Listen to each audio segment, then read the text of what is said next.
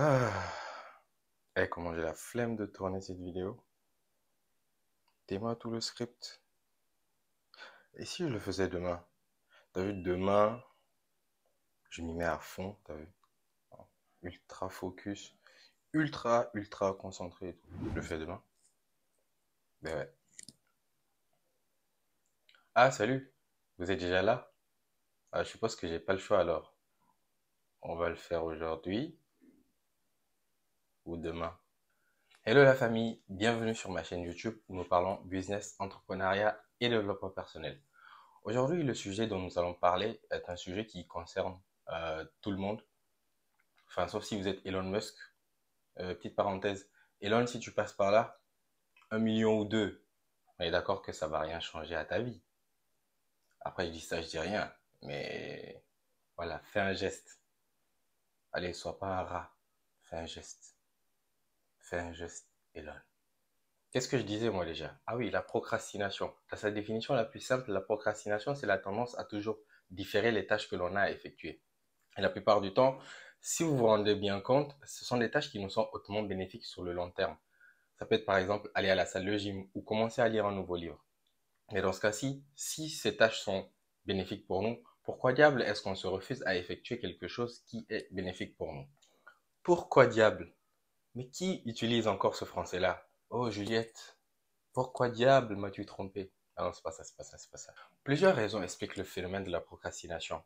Et la plupart du temps, comme dans 95% des choses que nous allons évoquer sur cette chaîne, sont liées à la psychologie humaine. La première raison est notre incapacité à différer la gratification. L'être humain n'est pas patient par nature.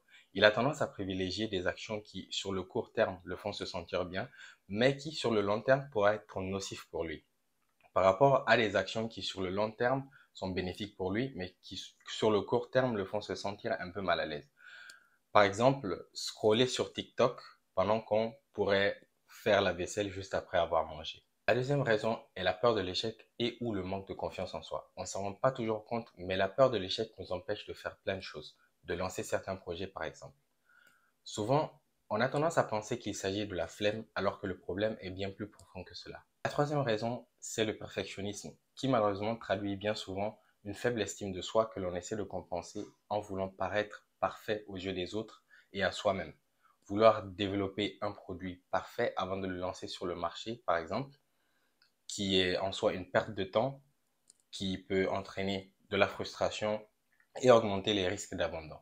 La procrastination ne vous fait pas que perdre du temps, mais peut altérer négativement votre confiance en vous. Dans le sens où plus vous procrastinez, moins vous vous sentez capable d'accomplir certaines tâches et vous tombez alors dans ce qu'on appelle un cycle infernal où votre confiance en vous est réduite à néant. Alors, je sais ce que vous vous dites en ce moment.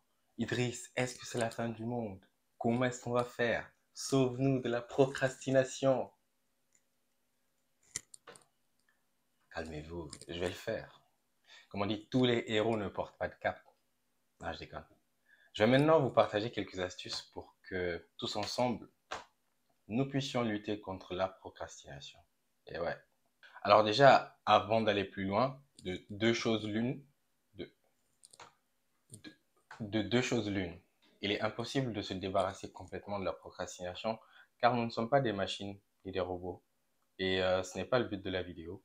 Mais il faut arriver à un certain niveau de contrôle où la procrastination ne nous empêche pas d'avancer dans notre vie et de faire des choses constructives.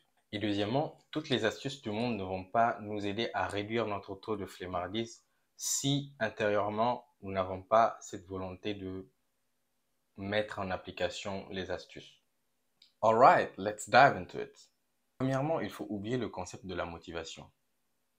Par exemple, lorsqu'on va au travail, on n'est pas motivé, mais on y va quand même. Arrête, t'es pas motivé. On est entre nous, ton patron il n'est pas là, on peut se l'avouer, on n'est pas motivé, et pourtant on y va. Pourquoi? Parce que c'est quelque chose qui est bénéfique pour nous. Pourquoi alors, dans notre vie, on n'a pas ce même sérieux-là pour se dire que, ok, j'ai pas cette motivation, mais je sais que quand même, je dois faire ce truc-là. Et du coup, on le fait. Peu importe qu'on soit motivé ou pas, ça s'appelle de l'autodiscipline. Deuxièmement, appliquer la règle des 2 minutes. D'après la règle de 2 minutes, à partir de cet instant précis, toute tâche qui vous prend moins de 2 minutes, vous le faites immédiatement sans vous poser de questions.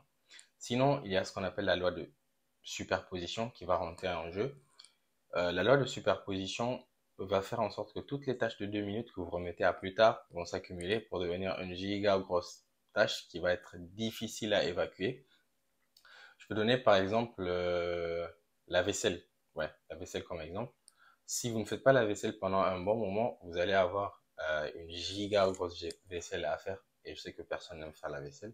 Du coup, prochainement, quand vous allez finir de manger, bah, allez-y directement et lavez votre assiette. Ça vous prend moins de 2 minutes. Troisièmement, appliquez la règle des 5 minutes. La règle des 5 minutes stipule que si vous avez quelque chose à faire et que vous n'avez pas envie de le faire, dites-vous que vous allez le faire pour 5 minutes. Et après ces 5 minutes-là, si vous avez envie d'arrêter, vous arrêtez. Mais il faut le faire au moins pour 5 minutes. Des études ont montré que le plus difficile dans la réalisation de certaines tâches n'est pas la tâche en elle-même, mais de commencer cette tâche.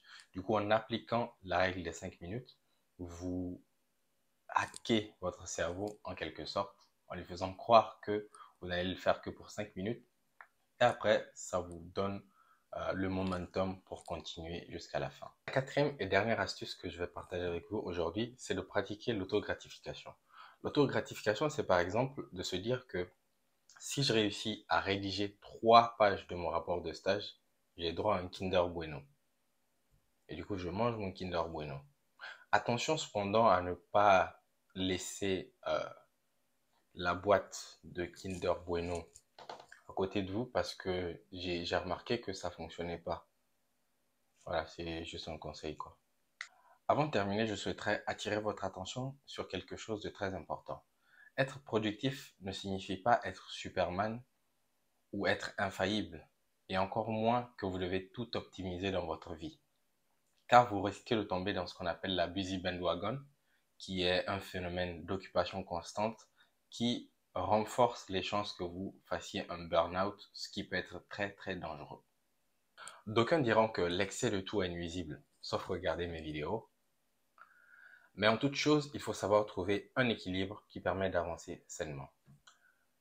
Merci d'être resté jusqu'à la fin. J'ai apprécié ce moment que nous avons passé ensemble et j'espère que cela va vous servir à quelque chose. Je vous dis à bientôt. Ciao.